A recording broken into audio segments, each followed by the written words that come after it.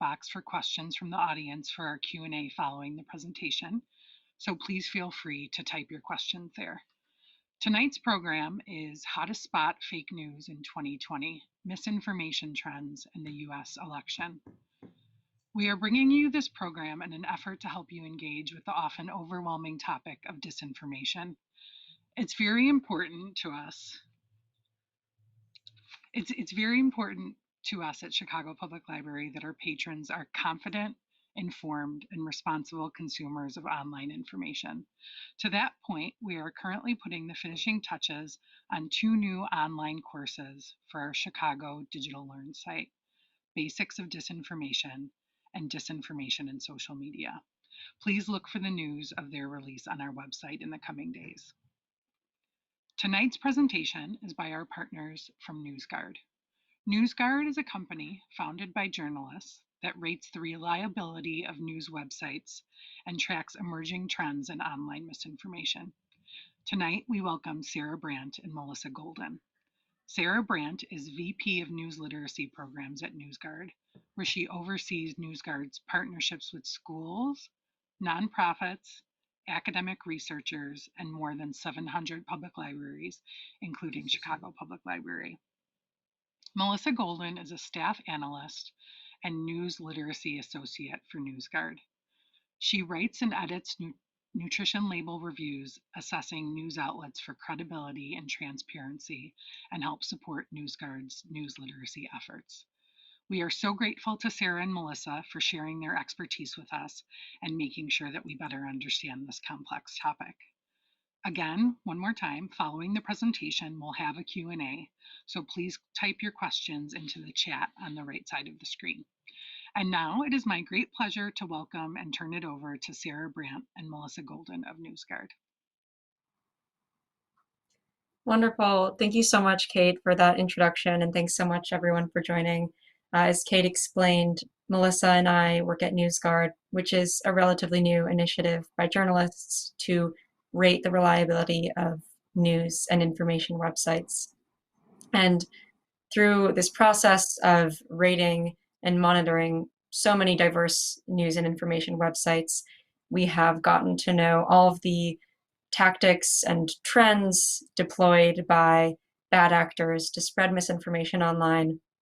And in particular, I want to talk to you today about a few key trends we've noticed this year in 2020 leading up to the US election, and how these trends are new in some ways, but in other ways they have their roots in previous disinformation campaigns from years past. If you go to the next slide, before we dig too deep into the meat of the program, we just wanted to start off with a brief brain teaser. So I have up here the names of 2 different news sources, and I'm wondering if you know the difference between the 2 of them. Feel free to write in the chat box or the YouTube comments if you're looking at the YouTube channel right now, or just think to yourself, are you familiar with both of these news organizations? Maybe you know just one of them, maybe you don't know either of them. Well, either way, the first one, the Denver Post, that is a very credible, well-established newspaper based in the Denver area that was founded in the late 1800s. It's won multiple Pulitzer Prizes throughout the course of its history in recognition of its reliable reporting. Meanwhile, the Denver Guardian, although it sounds just as legitimate, perhaps just by hearing the name, this was a classic example of a fake news organization that was founded in 2016, just ahead of the 2016 presidential election, and it spread multiple false stories. It was founded by a man named Justin Kohler, who was a Democrat who operated multiple fabricated news websites through a company called Disinfomedia.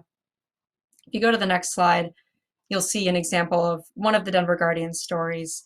This story in particular brought this website to its position of infamy in the conversations about misinformation. So the Denver Guardian published this story that was shared more than 500,000 times on Facebook, and it claimed that there was an FBI agent who was suspected in Hillary Clinton's email leaks who had been found dead in an apparent murder-suicide. Now, this particular article relates to a long-standing conspiracy theory that has long persisted online that is referred to sometimes as the Clinton body count conspiracy theory. It essentially alleges that the Clinton family is responsible for the deaths of various high-profile politicians, particularly Democrats. It's completely baseless, but this article was able to attract so much attention and go viral because it related to this common thread in this theme of the Clinton body count. Now, Kohler, the man who operated this website, which was promptly taken down, so if you try to find the Denver Guardian, it no longer exists. He was tracked down by NPR, which interviewed him to try to figure out why he did this, why he founded this website. And he admitted that the whole idea from the start was to build a website that would infiltrate the echo chambers of the alt-right.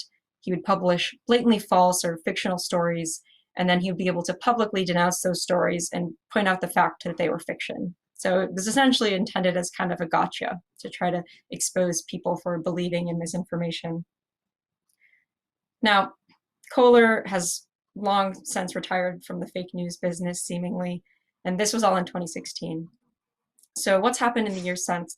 Are we still seeing websites like the Denver Guardian pop up, or are we seeing new trends? We'll touch more on that later. But first, if you go to the next slide, I want to briefly explain a little bit more about what we do at NewsGuard, just so you have a sense of where we're coming from.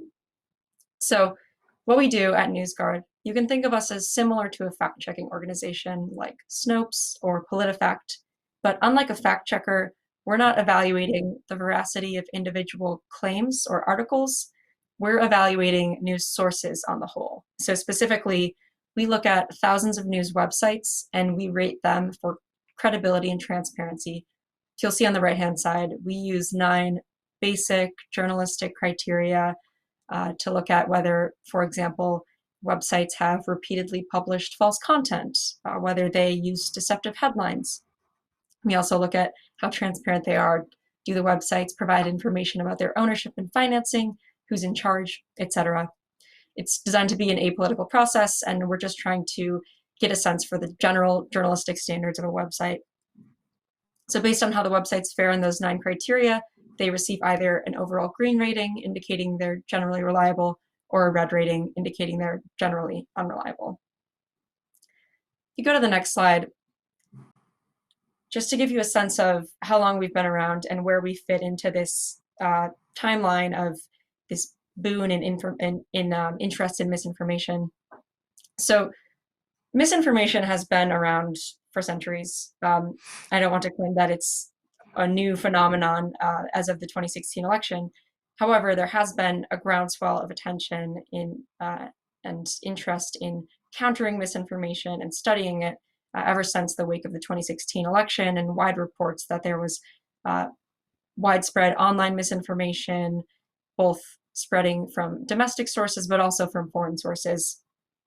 And following that interest in 2016, various organizations and companies were founded to try to do something about misinformation. One of those was NewsGuard. So we were founded in 2018, and at that point, we set about rating all of these websites, and we set ourselves the goal of rating all the websites that account for 95% of online engagement with the news. Now it's 2020, and we've surpassed that goal. We've rated nearly 6,000 websites, and as I said, we've learned a lot about the major players, tactics, and narratives in misinformation. So what's changed? On the next slide, I want to highlight the main forms of misinformation that we see repeatedly during our daily work. And the 3 key themes that Melissa and I will speak about, the key misinformation themes this year, all of those will touch on at least one or more of these forms of misinformation.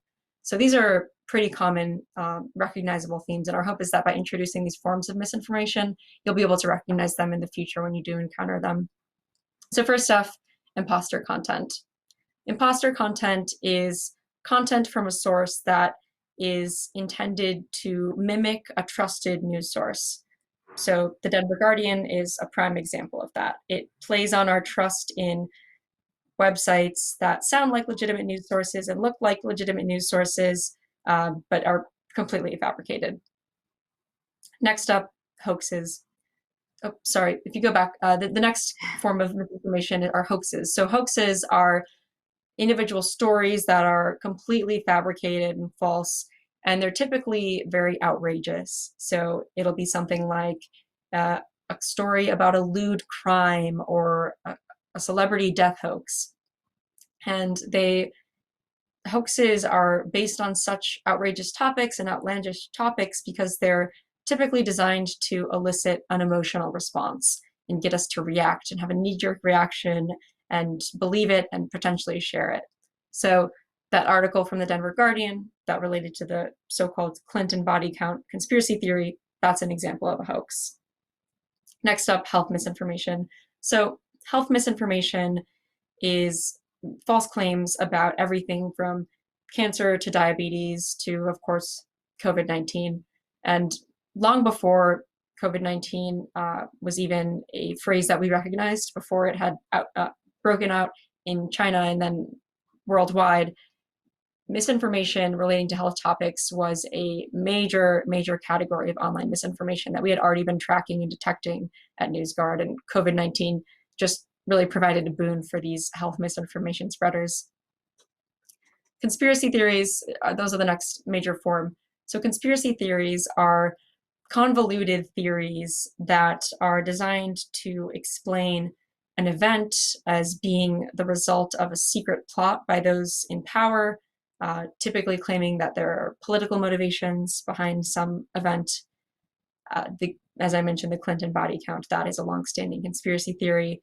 The way that conspiracy theories work is that they will tie scattered pieces of evidence into a narrative, and they'll typically deny any evidence that runs counter to their theory, and in some cases they'll actually take a piece of information that would seemingly debunk their theory, and they'll find a way to creatively weave it into their theory and use it as proof that their theory exists.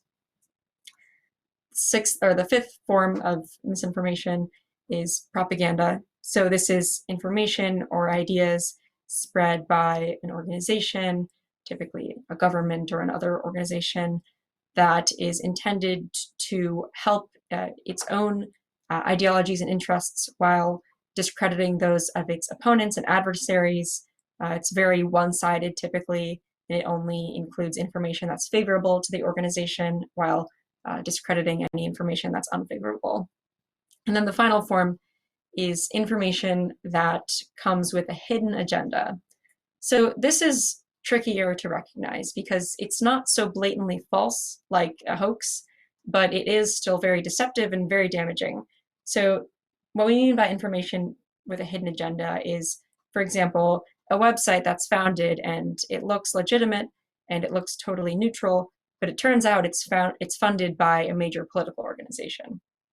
That is problematic and damaging in and of itself, and a user should know where the perspective of their news source is coming from, even if it isn't so blatantly false as what we think of as traditional misinformation. On the next slide, those are the main forms, but also want to talk about the major motivations. Why do people spread misinformation? Number one, in a lot of cases, it's to make money. So Justin Kohler, who operated the Denver Guardian and those other misinformation websites, it was reported that he was making at times between $10,000 and $30,000 a month just based on advertising revenue. So what that means is anytime he posted an article that had ads on it, and anytime that article got shared or clicked on or went viral, he would make more and more money. And that's something we see frequently with misinformation sites. But sometimes it goes beyond advertising revenue. Sometimes misinformation websites will sell bogus products or try to get you to pay to subscribe to their content, and that's how they make money. Now, power and influence are evidently a large motivator for spreading misinformation. But another, maybe less obvious, but still just as pervasive reason is entertainment. So the reality is that some people are simply so-called trolls, and they get a kick out of confusing people and causing chaos. So they'll spread misinformation, much like Justin Kohler said his motivation was for starting the Denver Guardian. And then finally, you can't discredit the fact that, or discount the fact that sloppiness is sometimes the explanation behind why misinformation spreads. People aren't being careful and checking their facts, and they're maybe not scrutinizing the sources that they're relying on, and then they're amplifying misinformation without actually understanding whether or not it's a valid piece of information. So with those forms of misinformation and those motivations in mind, keep those in the back of your head, and Melissa and I will dive into the meat of this program. So what have we been seeing in 2020? So if we can go to the next slide. Hi, thanks, Sarah. So before we kind of dive deeper into what's going on in 2020, we wanted to give you another little brain teaser. So again, if you can look at these three websites, the Wilkes Journal Patriot, the Patriot Ledger, and Patriot Journal, and see if you can tell the difference between them. Have you heard of them or not? And either write it in the chat or just think it to yourself. They all have very similar names, so it can be hard to tell which one's which, what the differences are between them. However, the first two, the Wilkes Journal Patriot and the Patriot Ledger, are newspapers, one of which is based in North Carolina, and the other one which is based in Boston. And the Patriot Journal might sound like a local newspaper like the first two, but it's actually an opinion website which publishes conservative analysis on current events. And when you look at the website, it also leaves out an important fact that it's owned by a political consultant named Ryan Malden, who has provided services to Republican campaigns. So you might be thinking, well, why does that matter? Well, the fact that Ryan Malden owns the site and that the site doesn't tell anybody that he owns it can lead to the possibility for major conflicts of interest. For example, the site often writes articles that are critical of Democrats. So these articles could be advancing the electoral prospects of the Republicans Malden works for. So if we can go to the next slide. You'll see two other sites up on the screen right now. And I want to talk a little bit more about political sites that are funded or run by partisan groups that may or may not disclose that information.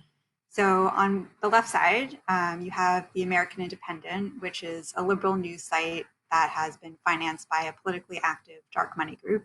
And on the right side, you have the Patriot Project, which is a conservative news site owned by a Tea Party nonprofit. So to dive a little bit more into the American Independent, like I said, it's a liberal news site, and it was founded by Democratic operative David Brock. It does not identify its donors, and it also does not clearly describe that it's been financed by a dark money group. So to dive a little bit more into that ownership description, the American Independent is owned by True Blue Media, LLC, which is a private company. And that private company is financed by investments from individuals and foundations. American Independent also receives public donations through its nonprofit arm, the American Independent Foundation.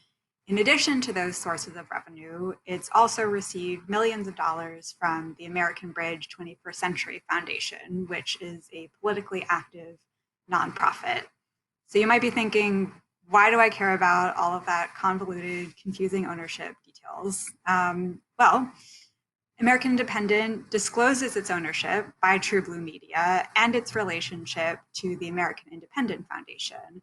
However, it does not identify its donors to the foundation or clearly describe what the American Bridge 21st Century Foundation is, nor do they describe Brock's history of political activism.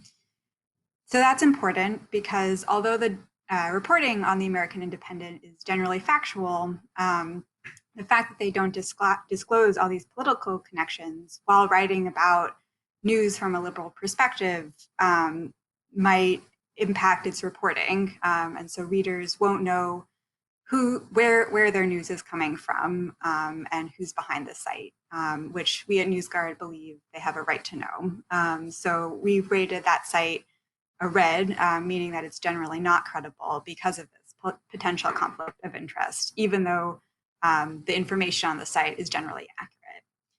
On the other side of the aisle, you have the Patriot Project, as I said before. It's a news and opinion site that is owned by a Tea Party-linked nonprofit. And it covers US politics and crime from a conservative perspective.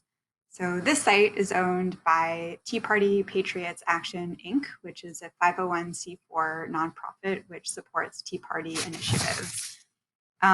So this site clearly discloses its ownership by the nonprofit, but it doesn't name any of the organization's major donors, which we have mentioned in our review of the site at NewsGuard, because we believe that includes important information about who's funding the site and any potential conflicts of interest that might arise because of that. However, we still gave it a green rating, meaning that it's generally credible because its reporting is generally factual and because it's not hiding its connection to a political group that supports its perspective. So both these are sites with a partisan perspective, one of which discloses its political connections and one which does not, but they're coming from two different sides of the aisle. So this is happening on both sides of the political spectrum. It's not an issue that is singular to one side or another. So if we can go to the next slide. Thank you. Talk a little bit more about sites that are still politically motivated, but with a slight difference. These are sites that appear to be local news, but actually have a hidden partisan agenda. They're run by organizations such as States Newsroom, Star News Digital Media, Courier Newsroom, and Metric Media. It's difficult to know the motivation of these sites on first glance because they have names like Pennsylvania Capital Star, the Minnesota Sun, Up North News, and Seattle City Wire. And there are also occasionally fake local news sites that don't have a political motivation. For example, Albany News and Breaking News 13. These sites, like Sarah said before, are often after programmatic advertising money, but it can be difficult to always ascertain a clear motive. But to dive a little bit deeper into some of the networks with political motivation behind them, we can go to Courier Newsroom. Courier Newsroom includes 8 news sites that appear to be local media outlets, but that actually are intended to advance liberal interests. So if you look in the bottom left corner of the screen, you'll see that they have names like Up North News, The Keystone, Cardinal and Pine. And if you saw these sites without any knowledge of who runs them, you might think, oh, it's just a regular local news site. However, they are actually owned by a liberal nonprofit called Acronym. Acronym also has a PAC called Pacronym, appropriately, which spent $2.5 million supporting Democratic candidates during the 2018 election cycle. So not an organization that's particularly nonpartisan.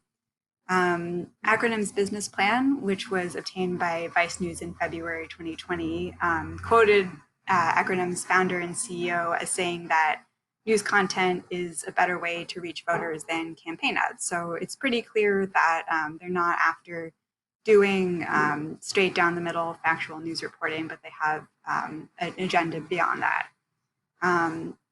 So sites within the Courier Newsroom network, when you go to them and you want to find out a little bit more about them, maybe you go to an About page, they describe Acronym only as progressive nonprofit network and describe themselves only as progressive news sites. And so a lot of people might think that progressive is enough of a disclosure of what those sites' agenda is. But we at NewsGuard believe progressive doesn't go quite far enough in talking about what their viewpoint is. So we believe that's an unclear disclosure of a partisan agenda masquerading as a local news site, which could very well confuse readers. On the other side of the aisle, you have Star News Digital Media. That network includes 5 sites that also appear to be local media outlets, but in this case are advancing conservative interests. So those sites include the Tennessee Star, the Ohio Star, Minnesota Sun, the Michigan Star, and the Virginia Star. This network was founded by conservative commentators Michael Patrick Leahy and Steve Gill, and Tea Party activist Christina Botteri. Leahy and Botteri are also Star News Digital Media's majority shareholders. Leahy and Botteri founded 2 Tea Party groups each and served leadership roles in those groups. So very active in politics, in addition to running these news sites. Sites within the Star News Digital Media Network disclose their ownership by the company, and they also disclose Leahy's and Botteri's work with the Tea Party movement in each of their biographies. However, the sites do not disclose that they have an overall conservative perspective. So if you're a reader coming to these sites, you might see the name and think, oh, it's just a regular local news site, and not realize that they're coming from the news from a conservative viewpoint. So that wouldn't necessarily be a bad thing in and of itself, but we at NewsGuard look for the sites to disclose that fact so that readers know what they're getting. So if we can move to the next slide. I want to take all of this one step further and do one more deeper dive into another network called Metric Media. Metric Media describes itself as a digital firm managing the online presence of the portfolio of local news sites known as Metric Media, and it's based in Chicago. It has an affiliated nonprofit with 501c3 status that appears to provide funding to the company, and that foundation says it has no political bias or favoritism. The Metric Media Network includes 1,000 news websites that claim to be local media outlets that with names that reference cities, towns, regions, and is organized into statewide networks in almost every state in the US. Many of these sites do not appear to have a physical presence in the communities that they report on, nor do they seem to have reporting staff in those locations. So although they're purporting to be local news sites, they don't actually have anybody in the community, which is quite typical of a local news site.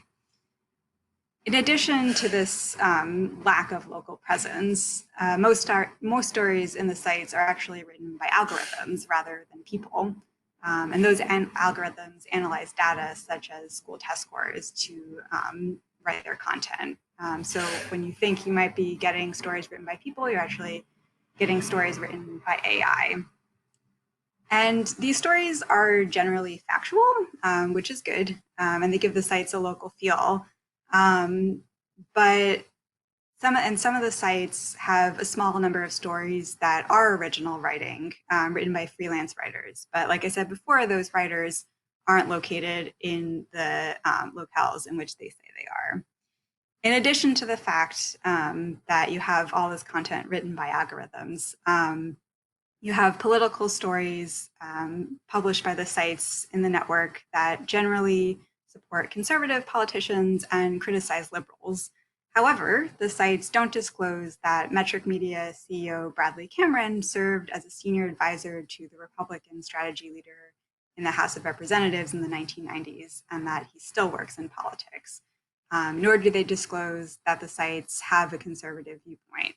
So they're presenting themselves as politically neutral while coming at the news from a partisan perspective. And they're presenting themselves as local news while not actually having a physical presence in the communities that they report on. So if we can go to the next slide. I want to now dig a little deeper into some of the conspiracy theories that Sarah was talking about earlier. So some of you might have heard about QAnon. It's been in the news quite a lot recently. But if you haven't heard of it, or if you need a little bit of a reminder on what it is, the QAnon conspiracy posits that Donald Trump is on a secret mission to rid the world of a cabal of elites, which includes Hillary Clinton, Bill Gates, and George Soros. And followers of this conspiracy believe that those elites control a deep state that hides a sprawling network of pedo criminals. So there's a lot of variations on the conspiracy, but that's a basic general idea of what's going on. It's a baseless conspiracy theory, but it's spread quite widely, and a lot of people do believe it at the current moment. In 2019, the FBI actually listed QAnon as a potential domestic terrorism threat. So where did this theory come from? It was started in the US in October 2017 with posts on 4chan, which is an online forum known for spreading conspiracy theories and other inappropriate content, with posts by an anonymous user known as Q. Q soon amassed thousands of followers and claimed without evidence to be a White House insider with Q-level security clearance who had access to classified information. And the messages that Q started posting on 4chan and other channels became known as Q drops or breadcrumbs. Q followers have been instrumental in also spreading the conspiracy theory known as Pizzagate. And the QAnon conspiracy was born out of Pizzagate because they have a lot of similar themes. If you're not familiar with Pizzagate, it's a conspiracy that emerged in 2016 and claims that Hillary Clinton and other top Democrats were involved in a child sex ring that was operating out of a pizza restaurant in Washington, D.C., which is also an unfounded conspiracy that is not true. So if we can go to the next slide, we'll continue talking about QAnon because there's a lot to talk about. So QAnon has seen a large resurgence in 2020.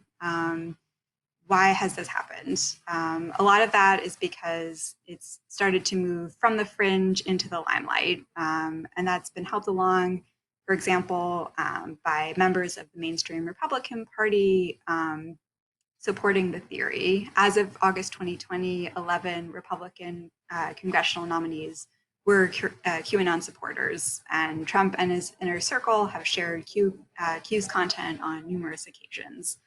So it's no longer just random Facebook groups, Twitter accounts promoting these theories. It's people who are truly in the limelight and have a lot of influence. In addition to that, it's also the QAnon conspiracy theory is a narrative about good vanquishing evil. And so that resonates with a lot of people, especially when they're having a lot of issues in their own life. Some of you may feel that the world is in a little bit of a chaotic state right now. The state of the economy has people anxious and uncertain. COVID-19 has people very anxious and uncertain, and trust in US institutions is just generally low. In addition to that, Jeffrey Epstein's arrest has fed into the child trafficking narrative that QAnon promotes.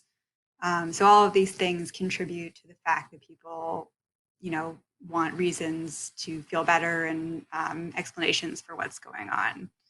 So what are the main things of QAnon now? Has it changed since 2016? Anything like that? The answer is yes, it has.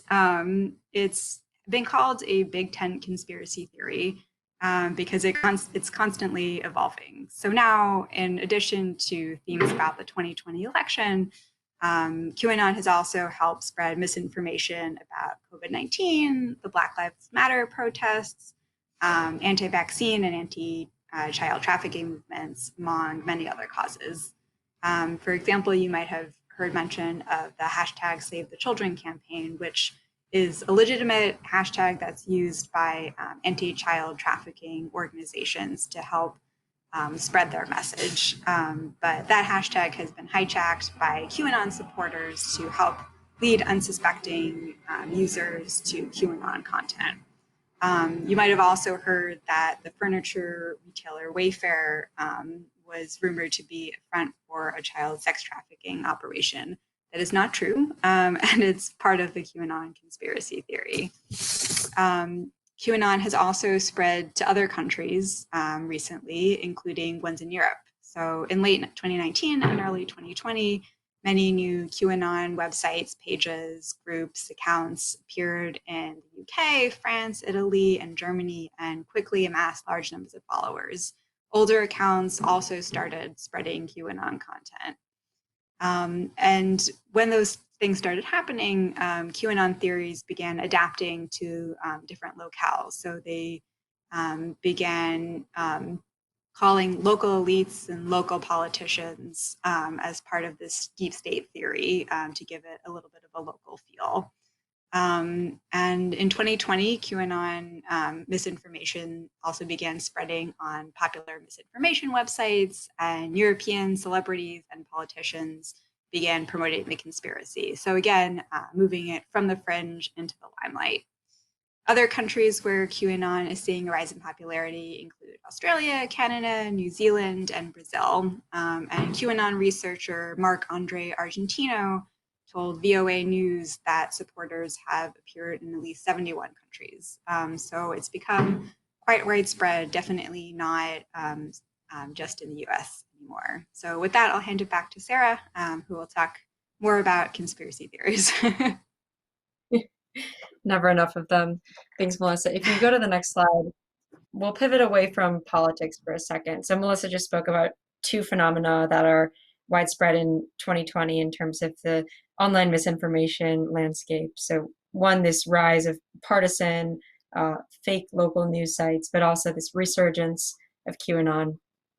But now we'd be remiss if we had a presentation in 2020 that didn't talk about COVID-19, because COVID-19 has been very, very relevant to this landscape of online misinformation this year.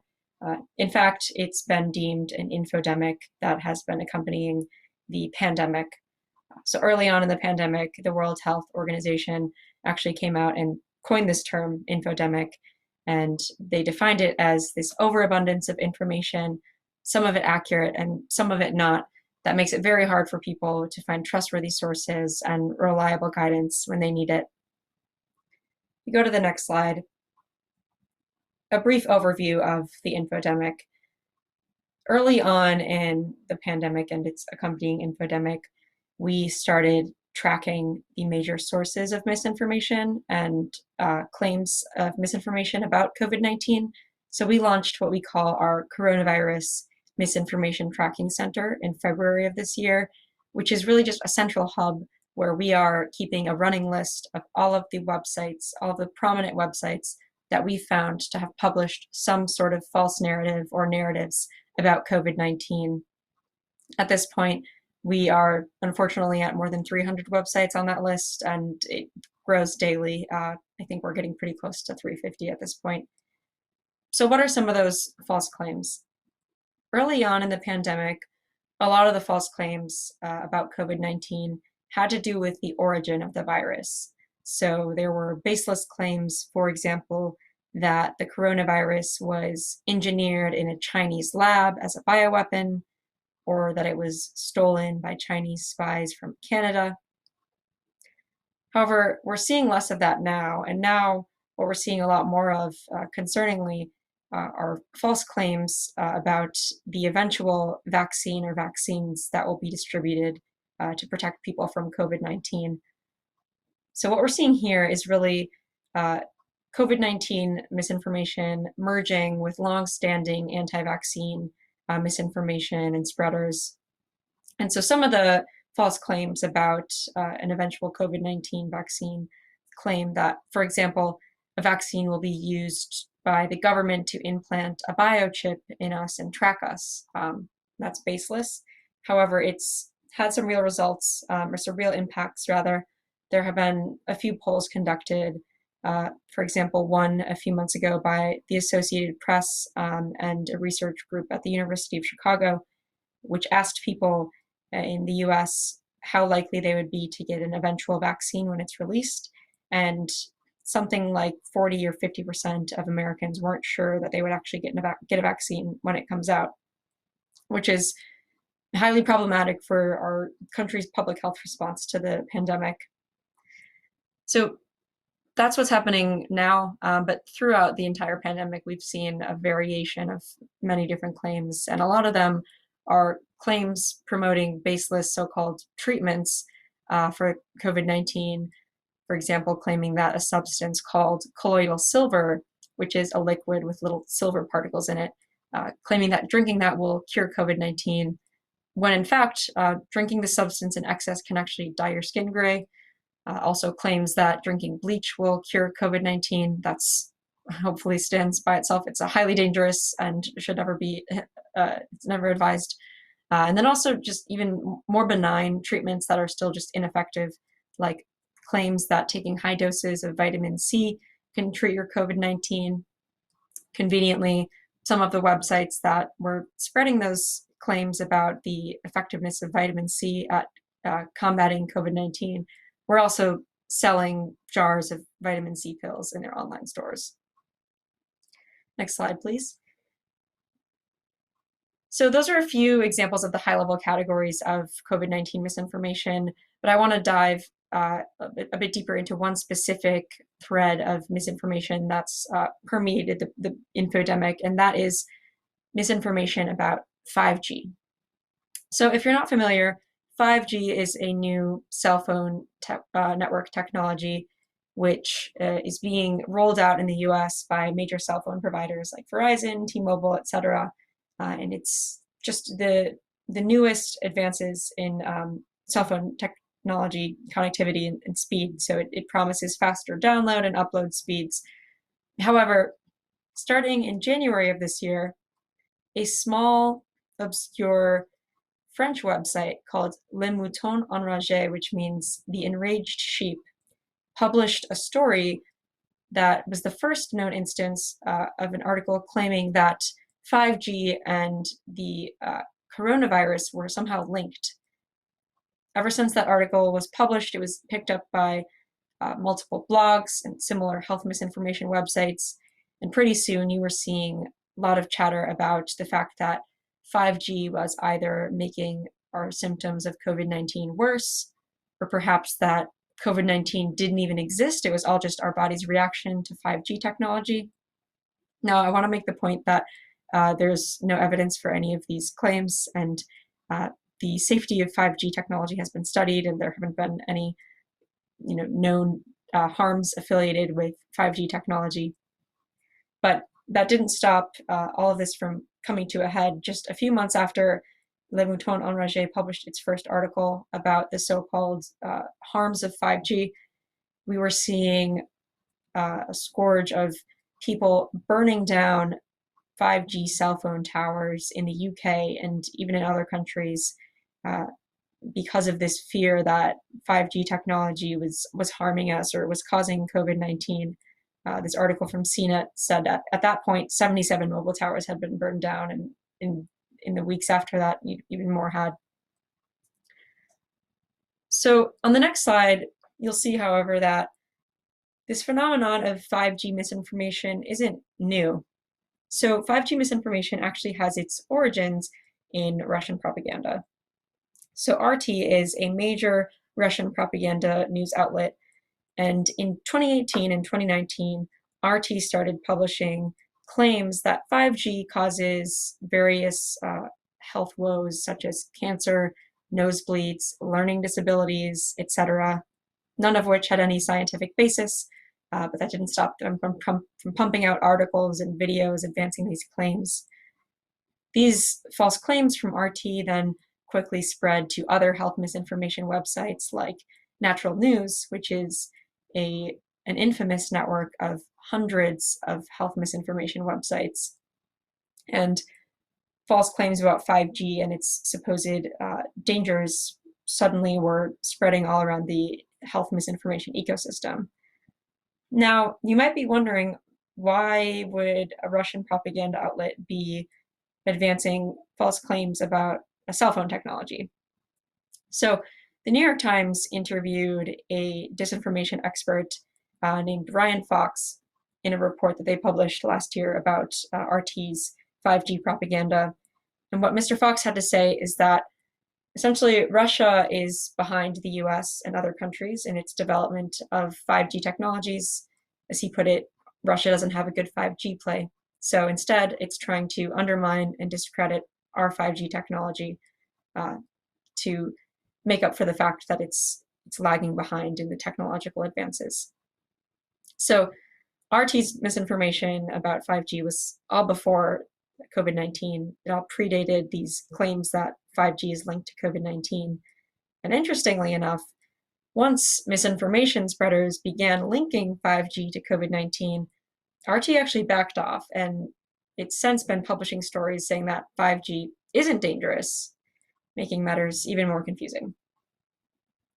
Next slide, please. So with those three main themes of misinformation in 2020 that Melissa and I covered, I want to go back to that timeline that we showed at the beginning, just looking at the last 4 years and what the online misinformation landscape has looked like.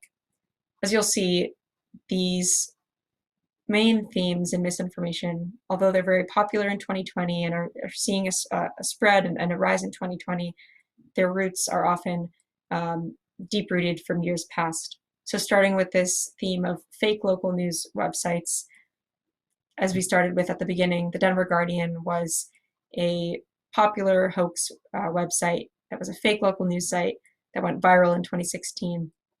In the years since, we've seen a smattering of similar phony local news websites or imposter sites.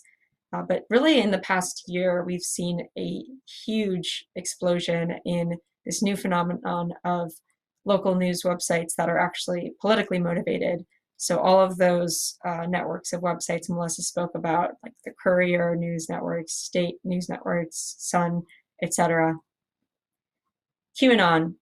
So as Melissa explained, QAnon really was somewhat born out of the November 2016 Pizzagate scandal, or so-called scandal, but QAnon didn't really get founded until November of 2017.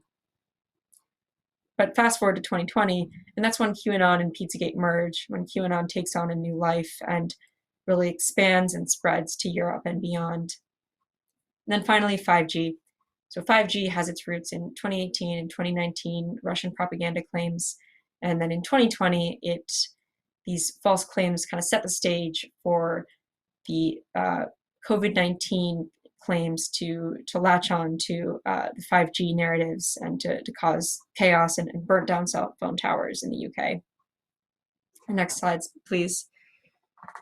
So again, revisiting those many forms of misinformation, we talked about imposter content, the Denver Guardian, and those other phony local news websites are prime examples of imposter content. Hoaxes, the initial Denver Guardian article was a hoax, as is the Pizzagate so-called scandal. Health misinformation, claims about 5G causing health harms, anti-vaccine claims, and other COVID-19 myths are all examples of health misinformation. Conspiracy theories, QAnon is a prominent and long-standing conspiracy theory. Propaganda, we saw RT's 5G claims as an example of propaganda. And then hidden agenda, we see dozens of so-called local news sites that are hiding or not making their partisan agendas quite so evident to an average user. Next slide, please. Then revisiting the motivations. First off, money. There are some websites that are purely in it for the programmatic advertising money, like those fake local websites that Melissa spoke about that weren't left-leaning or right-leaning, like Albany Daily News. There are some health misinformation websites, like the one that was selling vitamin C supplements, that are in it for the money because they're directly profiting from their online stores. Power, Russian propaganda outlets spreading false claims about 5G are in it for the power, as are all of these partisan news networks that are trying to bolster candidates in battleground states or trying to put down their opponents. Entertainment, the Denver Guardian in some sense was just a troll trying to confuse people. I also want to mention that conspiracy theories, some people who believe and ascribe to conspiracy theories like QAnon, but others just like to read them and believe them because they think they're fun and entertaining. And that becomes a problem when people discuss them and spread them and post about them online, and folks who might not realize that they're being discussed as a joke will then latch onto them and believe them, and then it just snowballs from there. Next slide, please. So we've given you a lot of reason to be distressed and hopeless, but we want to leave you with a bit of a positive note and reassure you that we discuss all of these forms of misinformation because we want to make you aware of them, and we want to empower you to be a media literate information consumer. We want you to know how to recognize misinformation themes and tactics, and we also want to make sure you know basic skills for evaluating online information. So always be sure to evaluate your sources, evaluate your claims by doing what we call lateral reading, which is where you don't just analyze an article that you're reading, but you actually open up a new tab and read laterally and look at what other news sources have to say about that same information you were reading about. And then finally, always consider motivation. Ask yourself, what is this information trying to get me to do or feel or think? Is it trying to persuade me of something or manipulate me in some way? All right, next slide. So with that, we'll take a few questions, and thanks so much for listening and for joining. And Melissa and I have left our email addresses up there. If you have any other questions that occur to you after this presentation, we'd be happy to chat. So thanks so much, and thanks so much to the Chicago Public Library for hosting. Okay, thank you guys so much. And I'll put a couple of things in the chat for our viewers that kind of might be helpful. We have a good short interactive course about finding health information online on our Chicago Digital Learn site. So I'll put that link in the chat for you guys. And I also I'll make sure that I put NewsGuard's website in the chat too, so you can easily kind of find it and read some of the reports and read more about the organization itself if you're interested in that. But we do have a couple of questions. So someone was asking if you can explain a little bit more to the viewers about what written by AI means back in the part of the presentation when you were talking about how some of the news stories were fully written by AI. And could you maybe even go into the role that artificial intelligence is playing in just spreading stories more and more often? Yeah, I can talk a little bit about that. I'm certainly not an AI expert, so I don't know all the details of how it works. But basically, typically a news article or any kind of article would be written by a person, edited by a person, everything by people. But technology has progressed to the point where there is artificial intelligence technology, so computer programs that can write those articles. And generally, my understanding is that how they do that is looking at certain data. Like I think the example I had in the presentation was school test scores. You could use data like maybe census data, and the computer is programmed to use that data and use typical phrasing that you would find in a news article and combine those two things and spit out a news article that seems like it could have been written by a person. So I've read reports about this kind of thing where they'll show you two paragraphs and say like, can you tell the difference? And usually you can't. Yeah, I don't know if you want to add on to that a bit, Sarah. Yeah, and I mean, another thing I'd add, that's a great explanation. Another thing I'd add is that the Metric Media Network specifically, this is a network of more than 1,000 different news websites. So a lot of the content is just automatically published by bots. And so if you go to like 10 different Metric Media websites, you'll probably see a lot of the same articles spread across them that are maybe national in scope, but then there'll be one or two articles that are a little more local in scope to make it seem like it's actually a news organization from the locality that it purports to be from. But really by just automatically publishing all the same stories across all these thousands of websites, that's how they're able to scale this network into hundreds of websites. Wow, okay. Let's see what else we have here. And then, so earlier in the presentation, you said that NewsGuard was working on rating 6,000 news sites. Do you know, or do you have facts on how many of those sites are based or originated outside of the United States? Can you tell that? Yeah, that's a really good question. So the way we go about rating websites is we look at which websites are the most widely consumed and engaged with by news consumers and online browsers in the country in which we operate.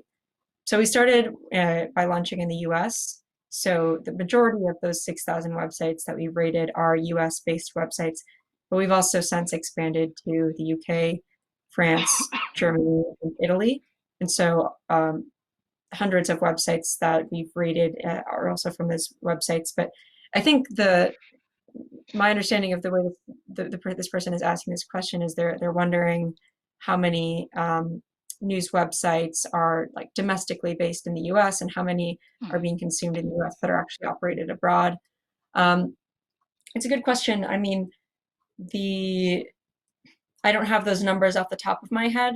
I know we've come across various examples, not just of Russian propaganda websites that are consumed in the US, but also Chinese propaganda websites, websites from Iran, etc.